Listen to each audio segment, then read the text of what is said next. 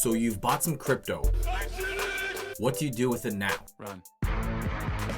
Today's video is a beginner's guide to storing your cryptocurrencies. If you want to know which wallet to use for easy access or to keep your crypto safe, make sure you watch this video till the end.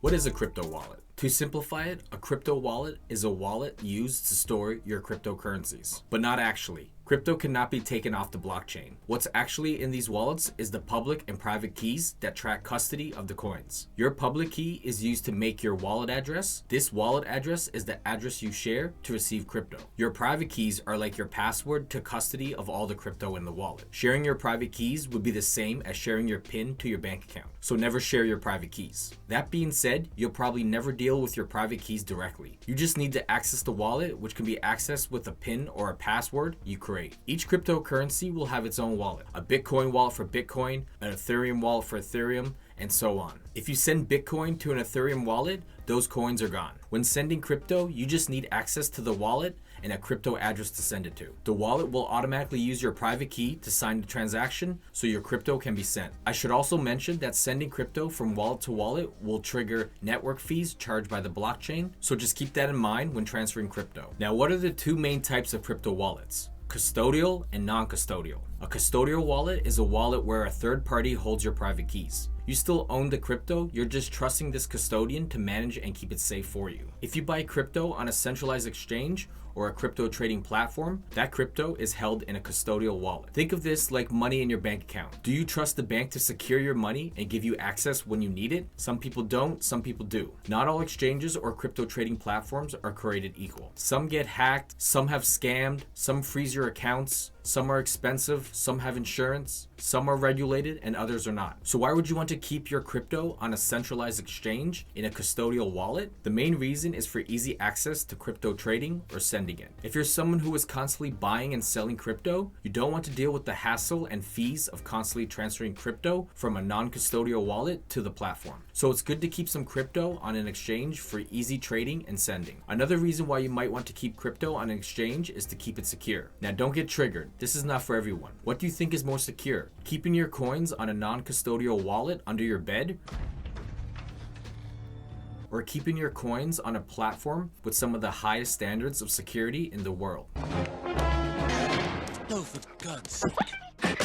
Including cold storage, multi-signature access, two-factor authentication, insurance from hackers or theft, and many more security features. You decide, do you trust this company to keep your coins more safe than you would? The only thing you gotta do is remember your password to access your account. And even if you forget your password, you can still identify yourself and reset it. If you want to keep your coins on a platform, be careful of the platform you choose. In my opinion, the most trustworthy, safest, and secure platform in Canada is Wealthsimple Crypto. First of all, Wealthsimple has been around since 2014 and they are based out of Toronto. They have over 1.5 million people using Wealthsimple products. They hold over $15 billion in assets under management and they are backed by $380 million in investments from some of the world's largest financial institutions. No other crypto platform in Canada can say the same thing. Wealthsimple Crypto is Canada's first regulated crypto platform. They have the highest standards of security available with state-of-the-art data encryption and two-factor authentication. Your coins with Wealthsimple are held with their custodian, Gemini Trust Company, which offers $200 million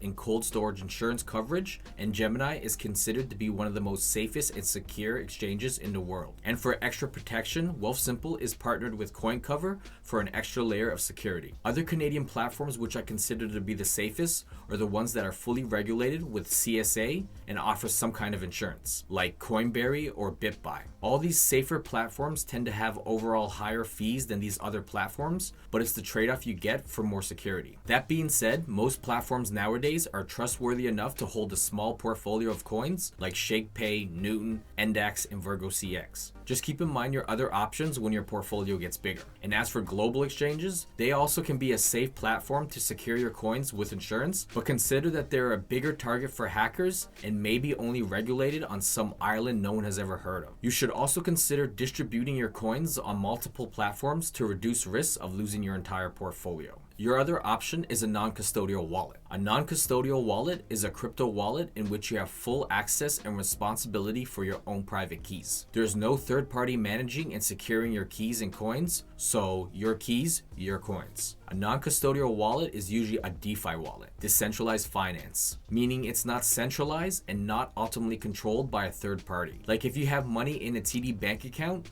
that account is centralized and ultimately controlled by TD. On a centralized exchange, you need to verify your identity with KYC. With a DeFi wallet or DeFi exchange, you don't need to verify your ID. So let's say for some odd reason the government wants to freeze all your bank accounts and other crypto assets. Anything centralized can be easily frozen, but DeFi wallets will remain unaffected. There are two main types of non-custodial wallets: a hot wallet, also called a software wallet, and a cold wallet, also called a hardware wallet. A hot wallet is always connected to the internet. This makes it easier to access and spend, but more vulnerable to hackers. Custodial wallets with platforms are also considered hot wallets, but they might keep a majority of your coins in a cold wallet for more security. So why would you want to use a non-custodial hot wallet? When you transfer your crypto to a non-custodial hot wallet, it's considered to be safer than a custodial wallet. Keeping your coins on an exchange is relatively safe, but there's always risks. The exchange or platform could go bankrupt. They might not have all your assets available when you need them, or your assets might get frozen for whatever reason. There is also risk of the platform owner being a scammer and disappearing with everyone's coins. And even if a platform has insurance, in the event of a hack, insurance never covers all situations. And if your coins are covered under the insurance, it might take a long time before you get your coins back. Now with a non-custodial hot wallet, you're still connected to the internet, so you're still at risk from hackers. Another reason why you might want to use a non-custodial hot wallet is for connecting to a decentralized platform like PancakeSwap and Uniswap for access to more coins. These DeFi exchanges require having your own wallet to trade crypto. You will also need a hot wallet to connect to an NFT marketplace like NBA Top Shot or OpenSea, and even for NFT-based video games like Axie Infinity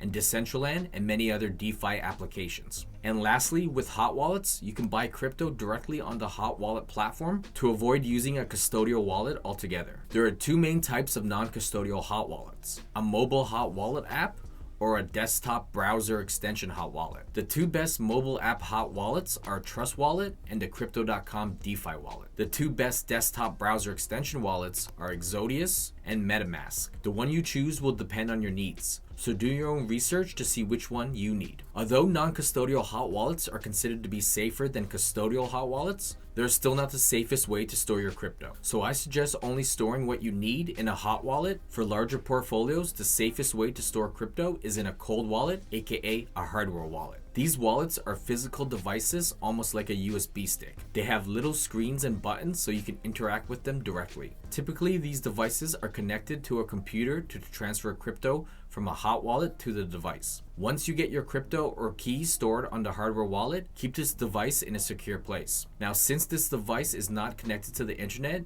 no need to worry about getting hacked. And if someone happens to find your device, they would still need a PIN or password to get the assets inside. But what if you forget your PIN? These devices come with a recovery phrase or recovery seed, just in case you forget your password. Your recovery phrase should not be recorded on a computer or phone. Always write down your recovery phrase on a piece of paper and store it separately from your device. This recovery phrase is even more important than the device itself. You can recover your crypto from your hardware wallet even if it's lost, stolen, or damaged. But the thing is, if someone else finds your recovery phrase, they can steal your crypto even without the hardware wallet device. So take extra measures and split up your recovery phrase and store it in two different areas. If you're storing your recovery phrase in a safe, it's best practice to have a decoy safe. Now, if you were to lose your recovery phrase and either you forgot your PIN or the wallet is lost, stolen, or damaged, those coins are lost forever. There's no one to contact to try and recover your coins. This is also the case for software wallets.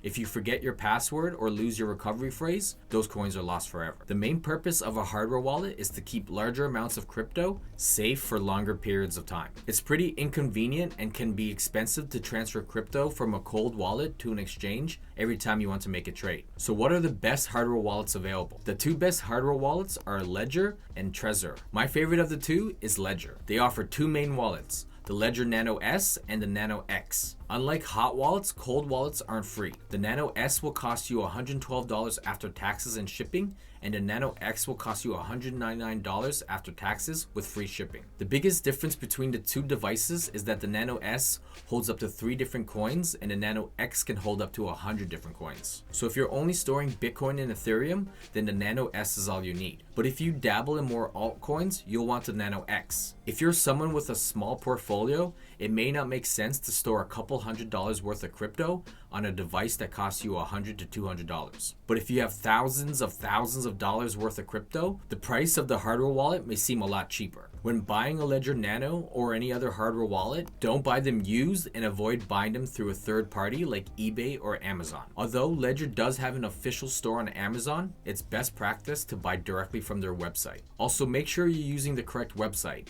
I'll leave a link in the video description below to Ledger's official website. This link will also be an affiliate link, so I'll earn a commission if you make a purchase. Now, there is another type of cold wallet I should mention, the paper wallet. Although the paper wallet is free and considered to be safer than the hot wallet, there is a lot of disadvantages, so I don't recommend using one. Traces of evidence could be left behind when creating one. There is a greater chance of human error like misreading the keys. Paper is not durable and can be easily damaged. It's degradable and ink can run or fade over time. There's no backup in place, and transferring from a paper wallet to another wallet is a lot more complicated. Paper wallets are an outdated way to store crypto, so the best way to store crypto offline is in a hardware wallet. What if you want to stake or lend your crypto to earn rewards? If your crypto is just sitting there, why not earn some interest on it? But where can you earn rewards on your crypto? If you want to keep your crypto on an exchange or crypto trading platform, there's many out there that offer staking and lending rewards. One of my favorite choices is the crypto.com app. They offer an easy to use platform with great staking and lending rates, plus they have one of the coolest crypto reward cards in Canada. Also recently released, the Canadian platform Endax now offers flexible staking plans for some of their coins. I've created a video on this Endax feature, so if you're interested in them, check out this video up here. Now, if you want to stake or lend your coins in a hot wallet, you can do so with the wallets I mentioned earlier. Trust Wallet, Crypto.com DeFi Wallet, Exodius, MetaMask, and many more. You may also want to stake in Pacific wallets for certain coins, like Yorol for Cardano and Solflare for Solana. Do a bit of research on places like Reddit to see which wallet is best for staking the coin you want to stake. Staking and lending crypto can also be done on cold wallets like Trezor or Ledger. Staking in a cold wallet is a lot more limited and harder to do, but you still have control of your keys and it's much more safer to do. To sum it up, if you're a beginner investor with a smaller portfolio, it will probably make more sense just to keep your coins in a custodial wallet on an exchange or a crypto trading platform. Also, for any trader or investor, just keep enough coins on exchange to satisfy your trading needs. If you want more control of your assets and want to use other applications like a decentralized exchange, NFT marketplace, NFT-based video games, or more secure staking, use a DeFi hot wallet. In a DeFi hot wallet, don't store more coins here than you have to. If you have a larger portfolio and want somewhere to store your crypto long term, use a hardware wallet. And lastly, stay away from paper wallets. If you want to keep learning, check out one of these videos on the right of the screen. Share your comments or questions in the comment section below. Thanks for watching. Until next time, keep making money moves. Peace!